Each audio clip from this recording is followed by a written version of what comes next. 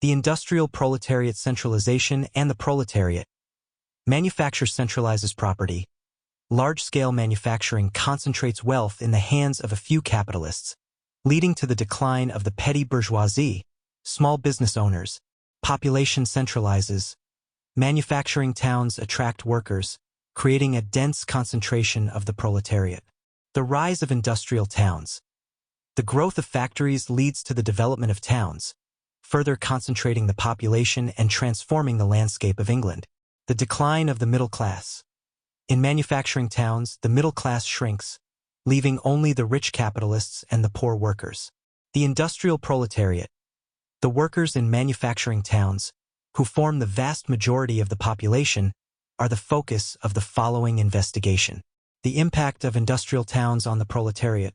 The following sections will delve into how the conditions of industrial towns affect the lives, work, and well-being of the proletariat. The great towns London's immense size and commercial power are impressive. However, this comes at a cost to human nature and well-being. People in big cities are indifferent to each other, isolated, and focused on their self-interest. The social war is evident in the exploitation and suffering of the poor. The working class lives in slums, neglected by the rest of society. These slums are overcrowded, unsanitary, and dangerous. The poor are exploited by landlords who charge high rents for these terrible dwellings. Bethnal Green, a district in London, is overcrowded and impoverished, with families living in cramped and squalid conditions. Many residents of Bethnal Green lack basic necessities like clothing and bedding. Inquests and police reports reveal the dire living conditions of some working-class families in London, including lack of furniture, vermin infestations, and starvation. While not all working-class Londoners live in such extreme poverty, thousands face destitution and homelessness. An estimated 50,000 people in London are homeless, sleeping in lodging houses, refuges, or on the streets.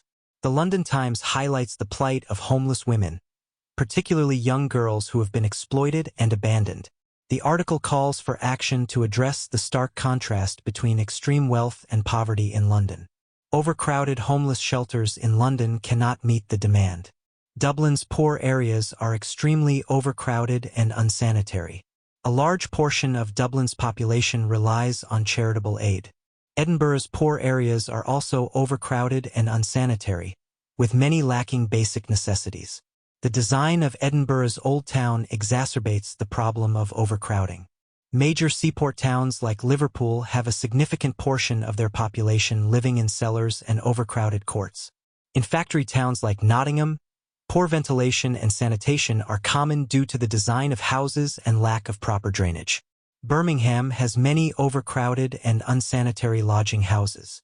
Glasgow, like Edinburgh, suffers from overcrowded and filthy living conditions in its slums.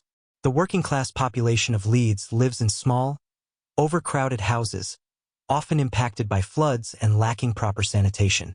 Bradford, located in a valley, polluted by coal smoke, with older parts built on hillsides with dirty and dilapidated houses. Huddersfield, while considered attractive due to its location and architecture, it also has neglected areas with poor sanitation and dilapidated housing. Bolton, characterized by a single dirty main street, polluted air, and dilapidated housing in the older parts of town. Stockport, situated in a valley with steep streets, known for its pollution and widespread cellar dwellings. Ashton-under-Lyne, newer factory town with a more regular layout, but still suffering from hidden back lanes with poor sanitation and some cottages already showing signs of disrepair. Staleybridge, located in a narrow ravine, filled with old, ruinous houses and extreme filth. Manchester's layout is designed to separate the working-class quarters from the middle-class areas. Main thoroughfares are lined with shops catering to the middle and lower bourgeoisie, concealing the poverty behind them. The Old Town of Manchester is characterized by narrow, winding streets with old, dilapidated houses and cramped living spaces. The haphazard construction and overcrowding in the Old Town have worsened over time as every available space has been filled.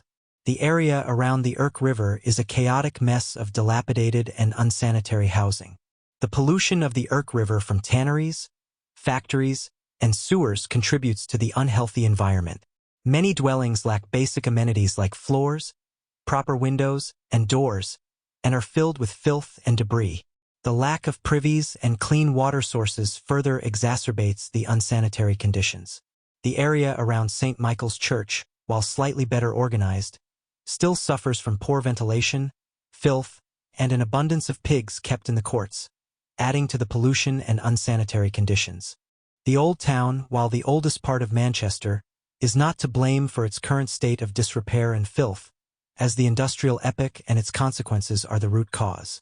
The New Town, or Irish Town, is no better, characterized by unplanned clusters of houses, unpaved streets, and neglected cottages with damp cellars. Manchester's working-class quarters are typically constructed in rows, with the highest-paying workers getting cottages with back doors and small courts, while the lowest-paying workers are relegated to the neglected middle row facing a filthy back street.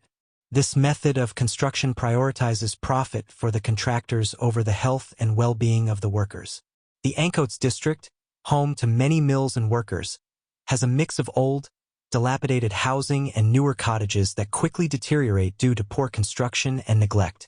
The area east of St. George's Road and Ancoat Street is characterized by a grid-like layout with back alleys and houses built back-to-back, resulting in poor ventilation and unsanitary conditions.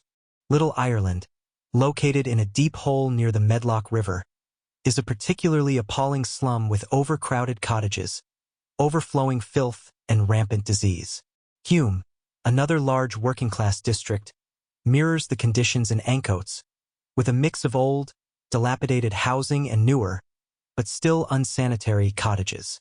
The working-class district near Deansgate, particularly between Bridge and Quay Streets, is overcrowded and filthy, home to many who resort to crime and prostitution. Salford, primarily a working-class area, is even worse than Manchester in terms of overcrowding, filth, and neglect. The narrow lanes and courts of Salford are filled with dilapidated houses and cellars, with little effort made to improve sanitation. In some of the worst areas, people resort to living in animal shelters due to the lack of affordable housing. The overall state of Manchester's working-class housing is appalling, with 350,000 people living in wretched, unsanitary conditions. Even liberal observers acknowledge the terrible state of the housing, describing it as unfit for human habitation. Attempts to clean up the worst areas during the cholera outbreak were short-lived, and the conditions quickly returned to their previous state. The Health Commission's report details the shocking lack of basic amenities and overcrowding in these dwellings, with multiple families often crammed into a single room or cellar. Lodgers often share rooms and even beds with families. Common lodging houses are overcrowded and unsanitary, serving as hubs for crime and vice. A significant portion of the working class, estimated at 40,000 to 50,000, lives in cellars.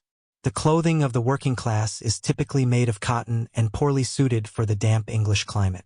Many workers' clothes are in a state of disrepair, patched beyond recognition, or simply rags. The Irish custom of going barefoot is spreading among the English working class. Workers often buy inferior food due to their limited income and shopping at the end of the market day. Rotten meat and other tainted food products are sometimes sold to the working class. The middle class adulterates food products to maximize profits, putting the health of the working class at risk. This adulteration includes mixing cheap substitutes into sugar, coffee, cocoa, tea, and even manufacturing fake port wine. The working class in England lives in wretched, unsanitary, and overcrowded housing, with little regard for their well-being.